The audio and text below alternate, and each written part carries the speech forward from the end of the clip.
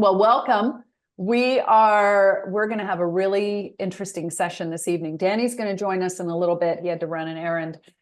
But today we want to talk about getting your board really fired up, really excited, and really engaged. And as always, I racked my brain to come up with some takeaways for you, because to me, this isn't about philosophy. It's not just talking high level, educating people on how to manage their boards or get them excited. It's about what are the things you can do. So you leave today, what are the things you can put into practice immediately? Like what becomes a habit now in terms of how you're going to manage the board, whether you're an existing board member, whether you're a CEO. I mean, a lot of people don't realize this, but the CEO managing the boards.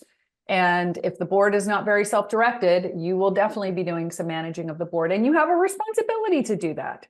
So, you're all of us are built for success. We're built for transformational impact. That's our passion. That's our purpose. That's our responsibility. And we need to activate every single resource we have. And that includes the board. So if your board is not stepping up, you need to help them take that step up. So let me start my slideshow here. And let's see. All right, now, as always, I am going to lose you when I start this. So Tanaka, if you could help me and tell me what you see. First of all, do you just see the first slide? No, just your presenter view. So it's showing. All right, so let me back end. How about that one? Yep, there we go. That better? Yes. Great. Okay, good. All right. So we all know who we are here. All right. So the 5 critical key areas to getting your board fired up. Let's assume we've already gone through some recruiting. Recruiting is a whole other area, and we can talk a little bit about it at the end if anyone has any questions. But what I really want to talk about is what happens when you've already made the decision to recruit a few new individuals, or you have some people already on your board. So what are the 5 things that you can be doing that you can really double down on that are going to make a huge, huge, huge difference in how engaged they are, how excited they are to be involved, how active they are in fundraising, being ambassadors and champions for the organization. So the first thing is going to be your onboarding. The onboarding is huge. Onboarding can make or break the effectiveness of your board member. I actually have, as I always do, an orientation plan for you. I have a template that I'm going to show you in just a moment, and you can have my template and you can repurpose it and you can do whatever you like with it. But when we think of the board orientation plan, we, first of all, make this a plan, make it a policy. Make it a policy for the organization. This is how we onboard our board members. This is how we do every single board member. You can have a couple at a time, you can have one at a time, but you have a system. So it's going to start with a one-on-one call with your chair, with a president, with whoever's spearheading the governance efforts, the recruiting efforts on the board of directors. So you've identified this individual. Now there's going to be a one-on-one phone call just to get to know the person a little bit more, tell them about the organization, tell them about what we're trying to do, tell them about a little bit about other board members and so on. And that's also an opportunity to talk to them about an orientation session, which you should have a 45-minute to 1-hour orientation session with that incoming board member. It may not have to be conducted by the board chair or by the CEO or AD. It could be someone else on the board who's been there for a long time. It could be a governance. If you have a governance committee, it could be the chair of that committee, but it could be the chair or president of the organization and the CEO. That's a very natural orientation team to be conducting a session like that. And so prior to that session, they're going to have this one-on-one call with the board chair, who's going to tell them about an orientation session coming up in the next couple of weeks, that they're going to be receiving some materials in advance. They'd just like them to become familiar with them, and then confirm contact information. You'd be surprised how many times I come in to do board training, strategic planning, I don't have the correct email address. I don't have the correct phone number for the board member. It's amazing. So confirming all that contact information is really good as well. And then also maybe a good chance for that board chair to find out a little bit of personal information, like, is there a spouse? Is there anything special happening in their lives? Do they have children going off to college, or did they just retire, or did they just move to Chicago from New York, or, things like that. So then prior to the orientation session, we want to send this prospective board member or incoming board member the current year budget, the current strategic plan, a bio book of the board members. And by that, I just mean a compilation of the bios of all of the board members. And by the way, these bios, ideally, we'd like to see them in a family photo with their grandchildren, or, with their dog, or something that tells us a little bit about their personality, not just necessarily a headshot. So if you can get a little creative and operate outside of like the traditional parameters, I would invite you to do that, because it really does allow for some of these barriers to come down and for people to get to know each other a little bit better, which is what we want. We want some comfort and some engagement, comfort level at that board. And then the case for support. So hopefully you have a case for support that's current that you're using. You want to be able to share that in advance. So these are just some easy things they can flip through without getting too bogged down. Before that orientation session, do not give them anything else. We don't want to give them bylaws, articles of incorporation, charitable solicitation, all the 990s for the last 5 years. We don't want to do any of that. It's very overwhelming. And we don't know how much they know. We don't know how much experience they've had on a board. So we start with these main things. Then we have the orientation session, which is a great opportunity to get to know them a little bit. In a second, I'll go through the things that I like to talk about in that session, because I have it in my orientation plan. But really, it's a chance to also find out, what are they interested in? I always talk when I'm part of these conversations, and some boards will just say, Kirsten, can you just lead this orientation session because you know us so well? And when we talk about these things, I'll sometimes go into a little bit of the strategic plan and the bigger initiatives. I'll talk about some of the programming updates. I'll talk about fundraising updates for the year and sort of a financial picture of where we are. And then I always come back around and I say, okay, so Tom, we've gone through all these different areas. We've talked about our fundraising plan. What are your thoughts? What is it that speaks to you? What interests you? Is there a way that you already instinctively are thinking that you could bring value to this board? I mean, we're hoping that we'll bring you value and you'll find it a rewarding and fulfilling experience, but have you had some thoughts on that already? And they may or may not have any ideas. And if they don't, you can say, well, are you familiar with, what fundraising means? It means everything from attending events and inviting people to events, asking for a donation for the end of year appeal, to writing thank you notes. I mean, that whole range that all fundraising consists of all of those things. Development consists of all of those things. Opening up your network, connecting us to people who perhaps have private family foundations. So try and get their ideas going, get them thinking about where they can plug in. And if they don't have something immediately, I would say, you know what, we're going to circle back with you, Tom, because I know this is a lot to process. There's a lot to think about.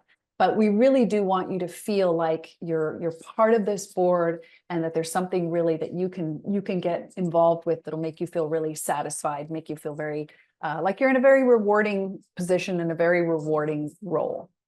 And then after the session has concluded, if you have a document repository, which you should, either in Dropbox, Google Docs, that's where you want to make sure that they know that they have access to bylaws, conflict of interest policy, any other policies that you have, that the board meeting schedule, for example, any of that information, even charitable solicitation, registration, sales tax exemption, notice, those types of things. Definitely want the board chair to send them some sort of note of appreciation, ideally a little handwritten note, But even if it's an email, that's great. And then just kind of an idea of what they have to look forward to in terms of the board structure, what's happening. Oh, we have our annual meeting coming up, et cetera, et cetera. So those are ways that you can really prepare them, and you have the best chance of getting this board or getting these new board members to really engage and get excited about what they're doing. So let me go to my document that I wanted to show you, which is this board orientation plan. And like I say, I'm going to share this with you. But this is a board orientation plan. It's generic, but it just kind of goes through the steps. First of all, it's the phone call, scheduling the orientation session. What do you send them 1 week before the meeting? Okay. What does that orientation session look like? So you're going to introduce anyone on the call, a compelling impact story. That's always a great thing to include. You could do a little slide deck if you want. Sometimes it's a little too formal. Sometimes it's actually very appropriate. Some history on the organization, mission, vision, structure, who's involved, main programs and impact, the board governance, things like, oh, we have a directors and officers insurance. Good for you to know that. These types of things. Financial overview, development overview. Okay, and then that's when we move into what I was mentioning before about the successful board service and what that looks like. Then after the call, we've got a list of great items to include in that Google folder.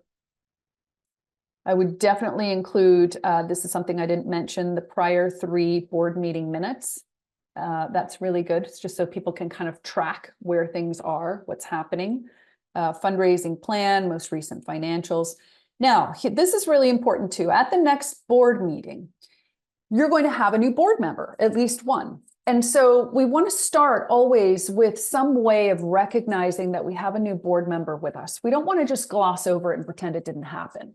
We really don't. That's not the way to engage new board members. I mean, imagine this is a new employee starting a new job, right? You want to put a little cupcake on their desk, right? You want to make them feel good and feel happy and feel welcome. So we're not going to put a cupcake on the desk on the table in front of the board member, but we are going to maybe have sort of a more relaxed introduction, go around the room. We can talk, have each board member give an impact moment, a mission moment. Why are they involved? Why is it exciting for them to be part of this organization? We want to, of course, ask the individual a little bit about themselves, how they came to know about this organization. So a little bit of an introduction on them.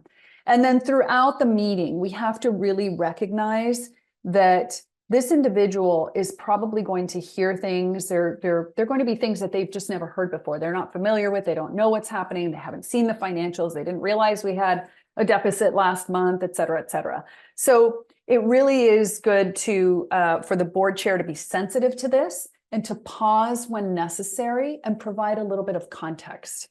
Really helpful. We don't want to just pretend that everybody knows exactly what we're talking about and hopefully they'll catch up later. That's never a good policy. There's nothing wrong with taking a pause and actually going into something that maybe that individual is not familiar with, or just saying, you know what, I'm going to take one moment here and just explain to Tom why we chose to do this, or what stage we are in of our strategic plan, our 3-year strategic plan, et cetera, et cetera.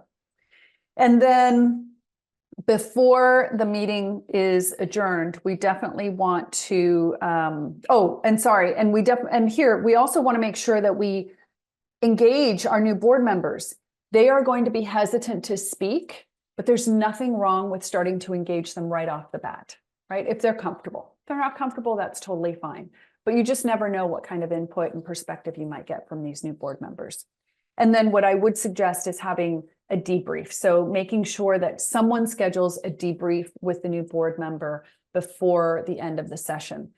Another thing to consider, and you can do this right in the board meeting, or you can do it separately, maybe prior to bringing on a new board member, definitely have a mentor or buddy system. I have seen such success with that. Really, having someone that has been on the board for a while, who's familiar with the ins and outs of the board, knows the individuals on the board. Great, great way to kind of bring someone in under their wing. Doesn't have to be a less experienced person necessarily. It's obviously just someone who's new to this particular board of directors and the nuances of this board. So the onboarding piece, really, really important. And again, this will be a document that'll be available to you afterwards. You can repurpose it, you can use it, you can claim it as your own. I don't care. And let's go back to our slideshow. And by the way, if you think of anything else that you think would be helpful as we're going through this, just ask me, because I have templates for just about everything and policies for just about everything that I can pull out of my hat and share with you. Okay, so let's go back to the next one would be board training. To me, this is another critical area. And if we ignore this, we're missing out on opportunities to truly develop these board members. And this includes, I mean, you should be having an annual overview. You should have at your annual board meeting a little kind of review. Let's stop, take a beat here, look at where we are. Oh, do we need to approve our conflict of interest policy again? Yes, we do, because we're supposed to do that annually. Great. Oh, what's a conflict of interest policy? Here, let's pull it out and everybody take a look at it and let's vote on approving it this year. Maybe we take a look at something else that's in progress. It could be the strategic plan. It could be anything else. So really, the annual overview is important. Also, because if you've had new board members join throughout the year, if you have one annual meeting where you're doing a little bit of a reset on everything, it's a good practice to get into.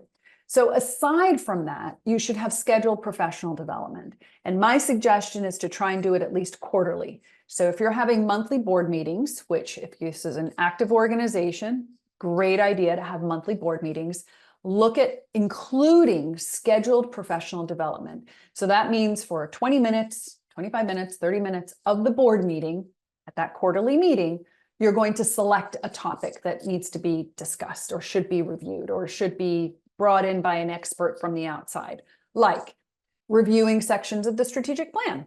Where are we on our KPIs and milestones? What's happening next month as far as the big event?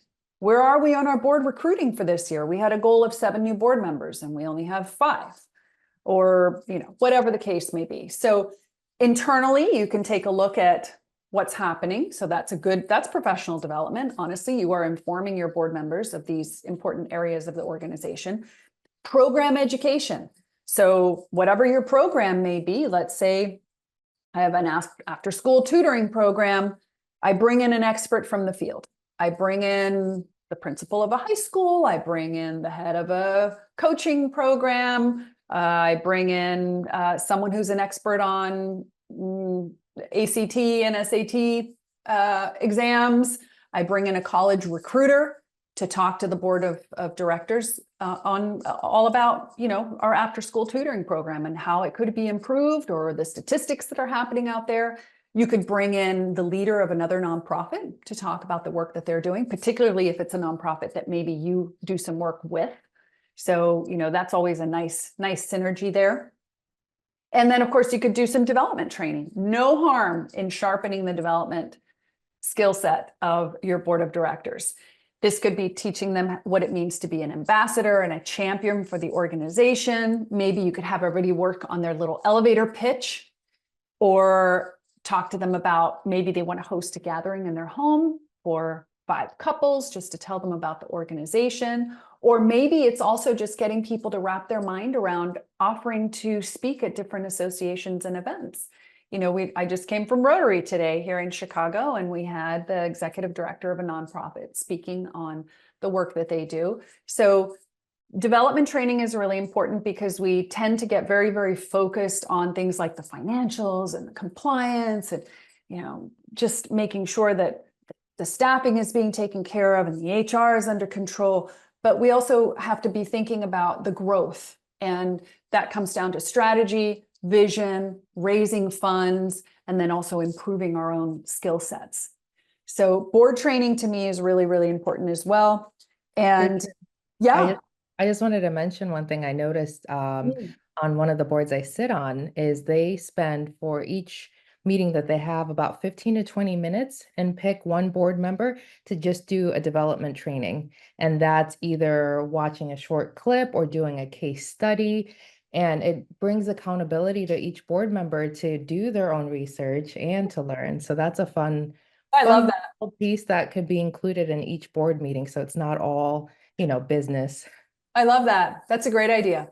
Yeah, and video clips, TED Talks, YouTube clips. I mean, but again, I think what you've, and one of the things I'm going to touch on in a minute is leadership training for board members. And that what you've just described helps to really promote that leadership growth within the board, because there's some accountability. Everybody has a little bit of a, you're taking turns. Everybody has an opportunity to bring something to the table that they find interesting or relevant and so on. So that's a really great one, Tanaka. I like that. Okay. The next thing is the planning.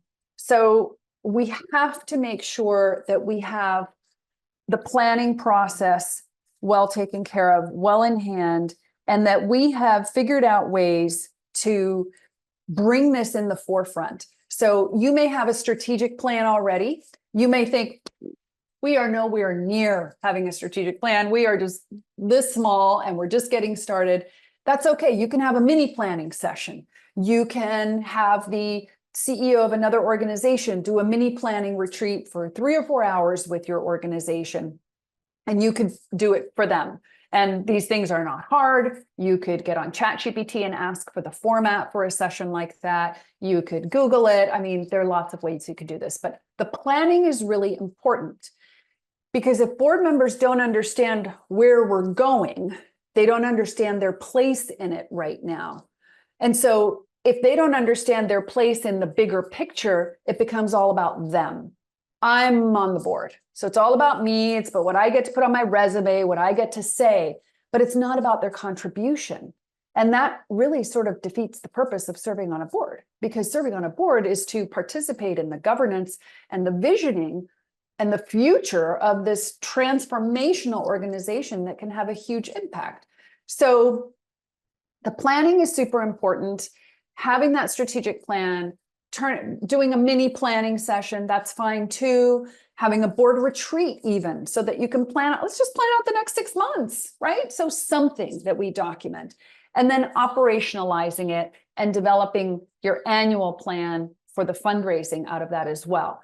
Operationalizing just means, so let's do like the bare bones, okay? Forget about a SWOT analysis and feasibility study, and let's go and interview all the stakeholders. Let's just put all that aside for a second.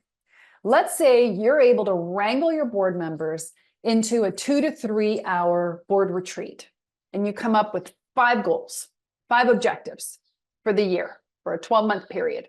Let's say it's for 2025, because now we're coming towards the end of 2024. All right, so we got these 5 goals. What is it going to take to accomplish each of those 5 goals in 2025? So come up with your 3 or 4 things. Out of those 3 or 4 things, we are now going to put timelines on them. So we've turned them into tasks, and now we're going to put timelines on them. So let me use an example of increasing the size of our board. We would like to recruit 3 new board members in 2025. Okay, so we have 12 months in the year. So we could do 1 every 4 months, maybe, if we feel like it's too much to bring them all in at the same time. So that's fine. If that's what we can handle, that's fine. So what would that mean? Well, that means that by March, April, we need to have our first one. So now we've turned that into a timeline.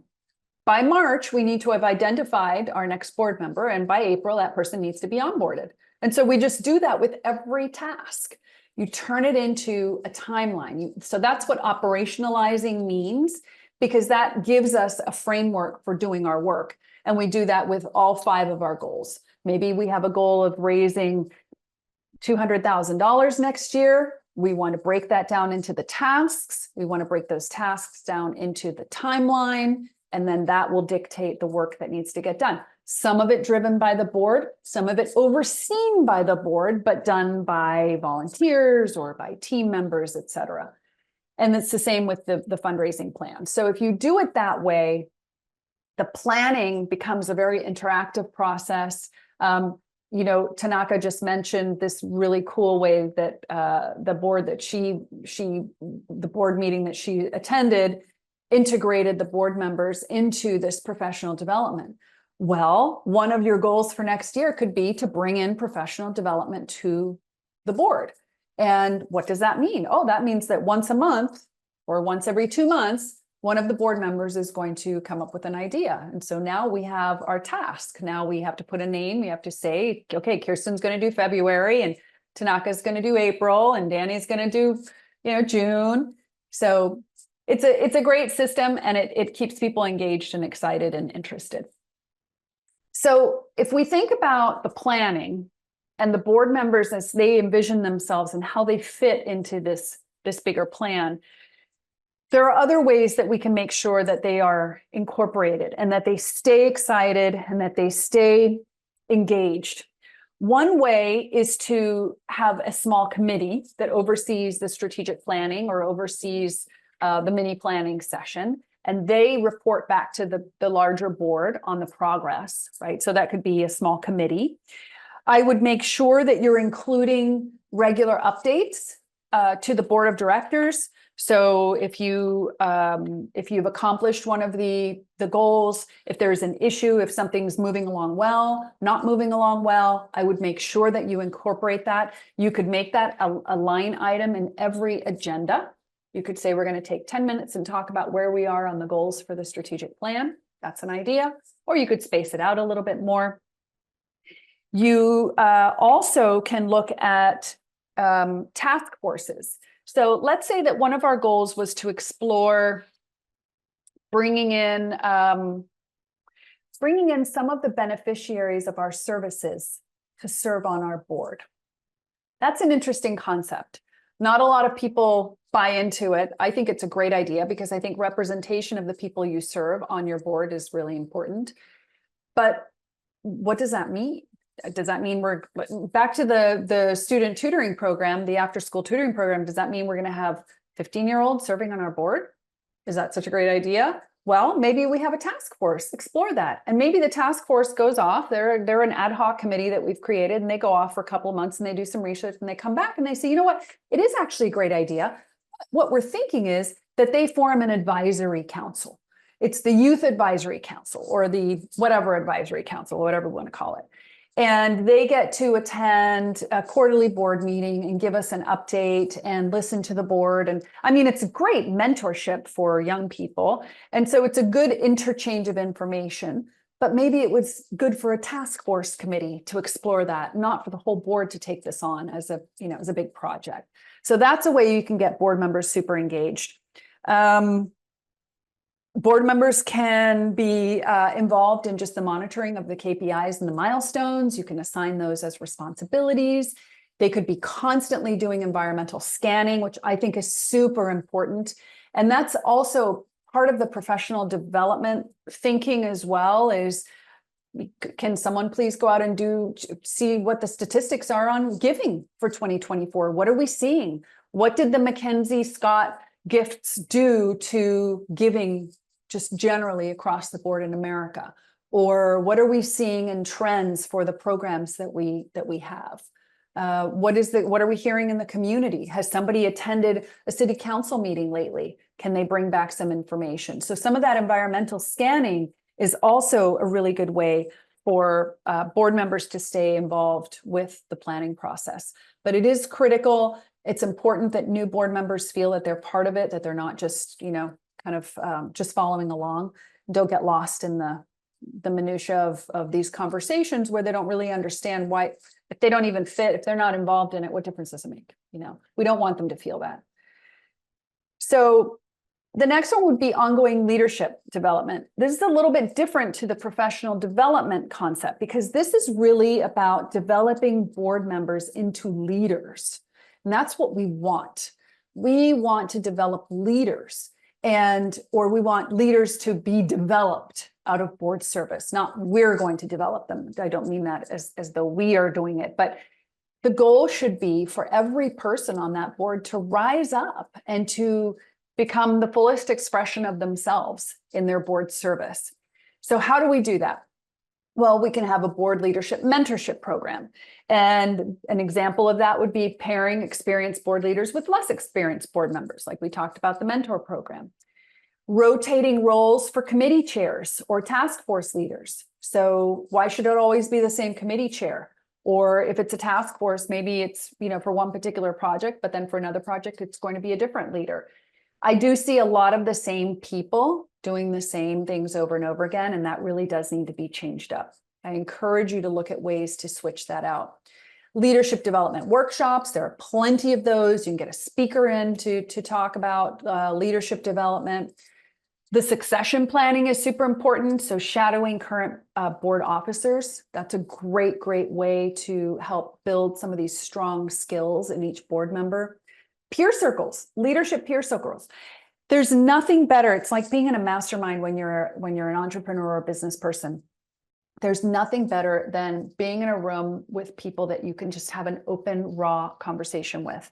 And it's interesting. I've seen it happen organically outside of board meetings where people who choose to, not everybody chooses to, some people just want to go home to their spouses or their kids or whatever, their lives.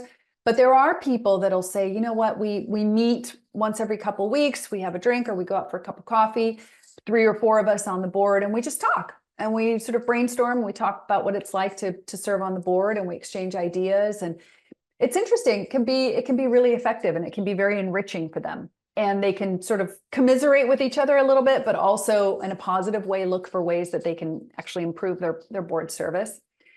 Leadership through networking and external partnerships is another great way. And that, if they join external groups, networks, et cetera, those are great ways for them as representatives of the board of directors of this organization to play a role in the community and to help develop their skills.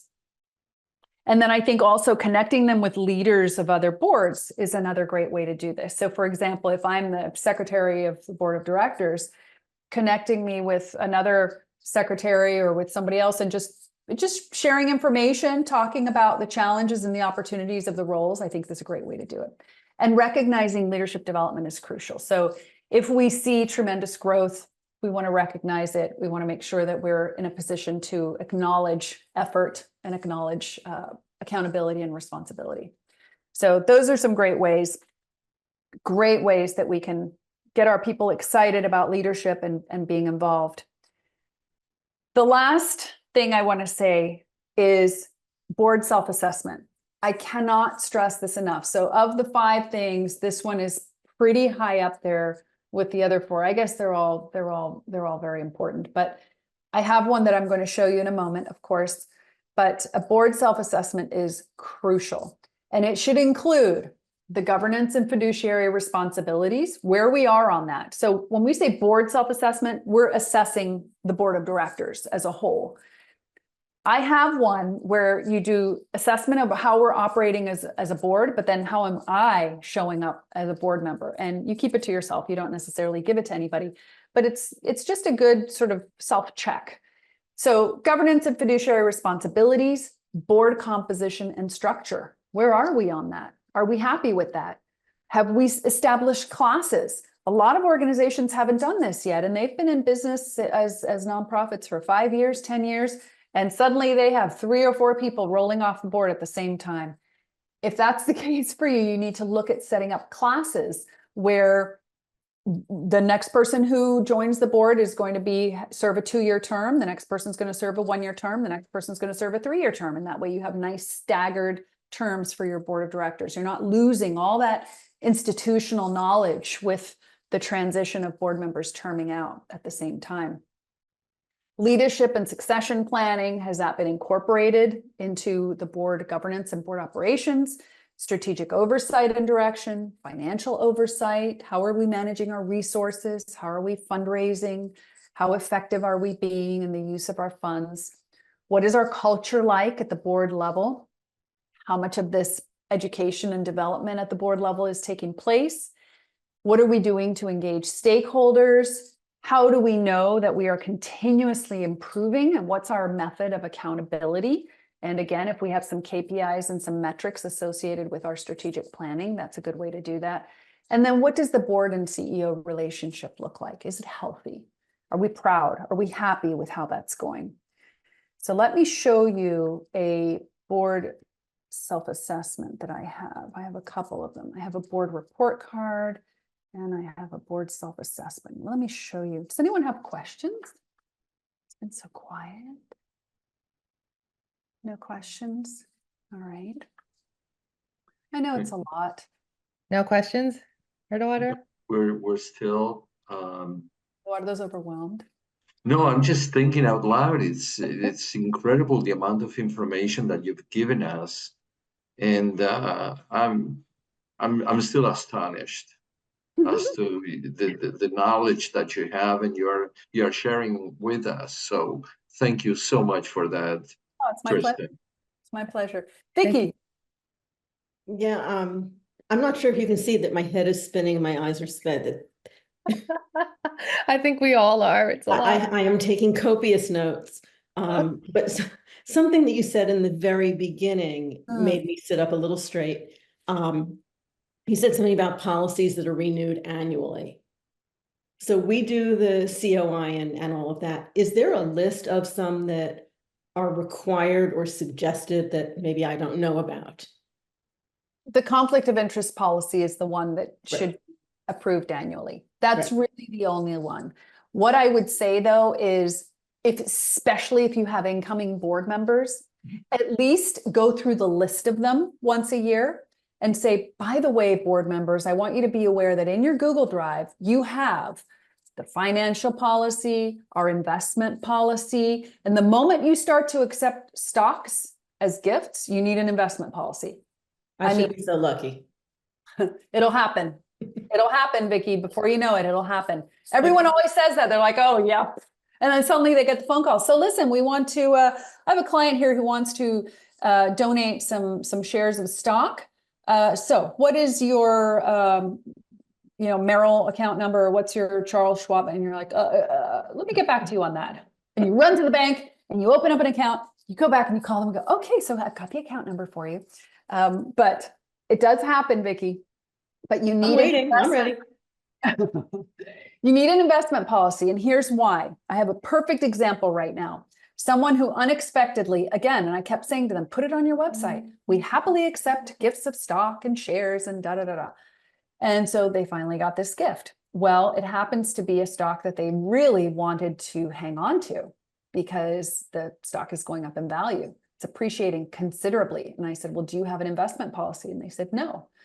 And I said, well, as a nonprofit organization, your fiduciary responsibility is to accept the stock on the day of the gift, sell the stock, and use those funds as cash because it is meant to be a cash donation. You need the funds, obviously. You're not going to, And as an organization, are you set up to manage and oversee funds that have been invested? That is not your role. Your role is to operate as a nonprofit and use gifts that are given to you to deliver on your programming. However, if you have an investment policy and that investment policy stipulates that you have a team of 2 or 3 committee members, finance committee members, who are in charge and responsible for the oversight of any investments, you can alleviate a little bit of that because otherwise, how do you get to an endowment fund? Of course, endowment fund are investment funds, right? The problem is if you're a nonprofit with a budget of $100,000 and you get a $20,000 gift of stock, you're probably not going to set up an endowment fund. You're probably going to want to sell the stock and have those funds available for you to operate. So you do want to make sure that you have an investment policy because if you choose to hang on to those funds and maybe a year goes by, maybe they go down in value and now your 20,000 is worth 7,000. You've actually, that is irresponsible behavior at the board level. And so you just want to be sure that you're putting some safeguards in place. And I'm sure you have a template for that. I actually do. Of course you do. Yes. Could you, Eduardo is with me on this. Please share that with us. I will. I absolutely will. Tanaka, can you make a little list of anything outside of what I'm sharing? Okay, awesome. All right, so this is a great, simple little board self-assessment. And again, just so you can see, these are really easy questions to be answered. And, you know, it's just a good, again, it's a good practice to get into. Let me see if I have another one too that's like a little report card that I like as well. Let's see, board report card. Yeah, this is a good one also. I like this one. This is a little more of I like little checklisty things. So this is a good one, and it allows you to kind of just sort of quantify a little bit better in terms of what our performance is. So we go through governance, and you know, what are the different areas? Are we handling these things properly in terms of governance? Do we have processes? What do board meetings look like? Look at this, board terms are staggered. Yeah, I mean, these are best practices. Fundraising, not saying everybody has to have it. I'm just saying, I see it on there, I'm like, I feel validated. Fundraising, and then even things like, do we have a budget for printed material, training, mileage, expenses, those types of things. So it's good. I mean, it's just good to have these things and figure out what's going to work best for you. And maybe the first time out of the gate, it's a little survey that you do with your board, and it has 5 questions, and you do it during the board meeting. Guys, we're going to take 2 minutes. I'm going to send out this little board survey. I mean, however you can do it. Start with what's manageable and doable for you. This does not have to be sophisticated right out of the gate. Now, the other thing I wanted to show you is we have a great ebook on our website. And I don't know if you guys have seen this, but this ebook called Boardroom Excellence. So it's on the website. And I actually put it together. So I added a number of resources to it. And I think they're at the very end, but there are quite a few, including the board report card, the board assessment. There's a board composition matrix. There are multiple tools. So please feel free to take a look at that and sign up for your free subscription, because that's how you can get access to everything. No hooks, by the way, no upsell, no nothing. You just get access to the subscription library, and you can access all of the resources. Okay, let's talk about questions. And I know that I went through that fairly quickly, but let's talk about questions as far as getting your board engaged and excited. I think, you know, just to sort of summarize all of this, what I would say to you is, if you can keep it within a context where board members understand it, feel that they can handle it, they can do it, you're not asking for something insurmountable. If we can give them examples, if we can model behavior, right? So let's say Eduardo says, you know what, I'm going to talk to the Rotary Club of Boca Raton about Kiwanis Club. And just general Kiwanis. Yes, of course, I want them to know about Miramar Pembroke Pines, but I also want them to know about the good work that Kiwanis does. Great.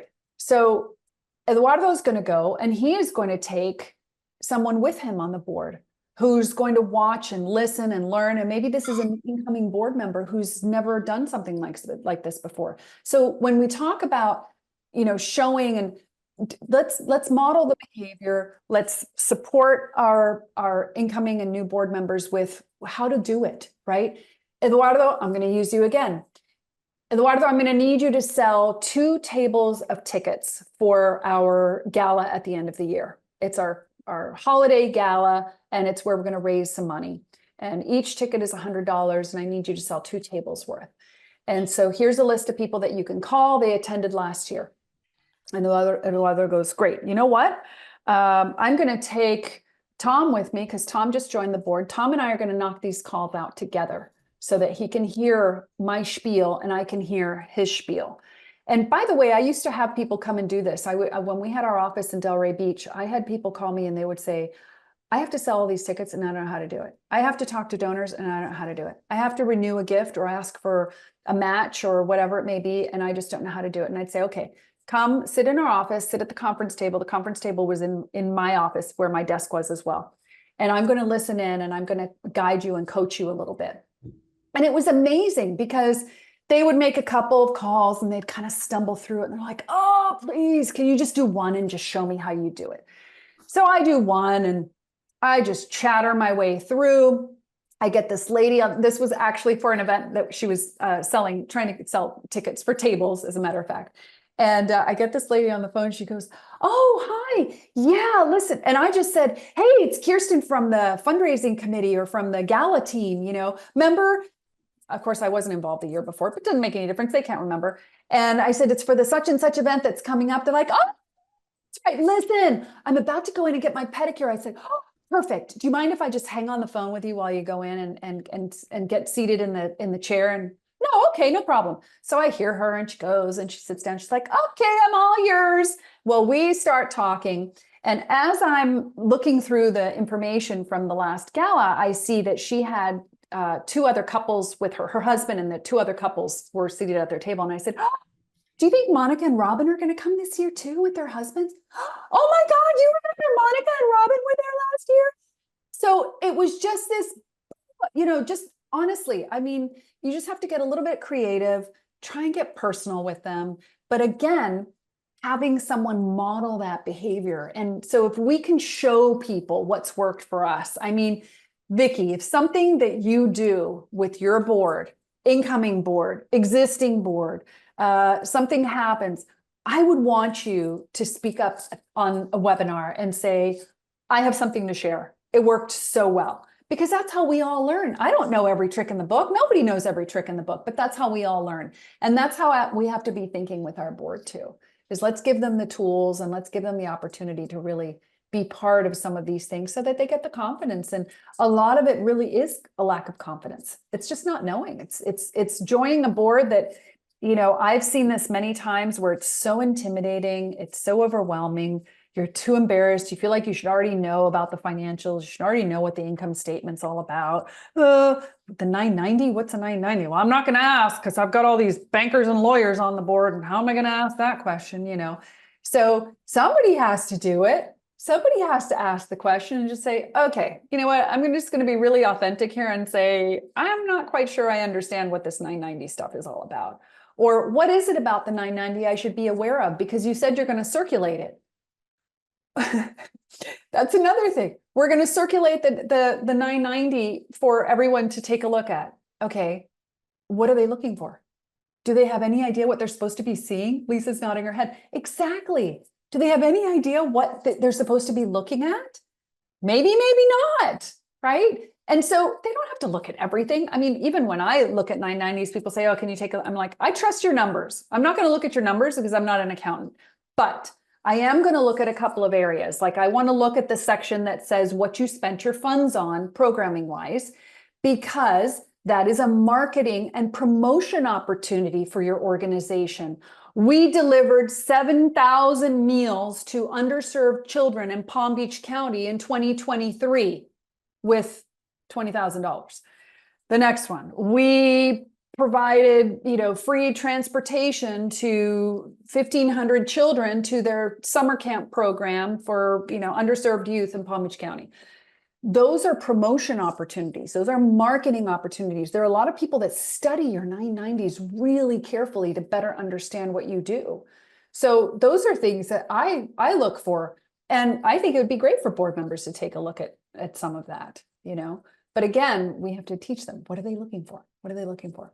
So on this note, I do want to mention, and thanks for the reminder, Tanaka, that we have board readiness training coming up on September 21st at Lynn University.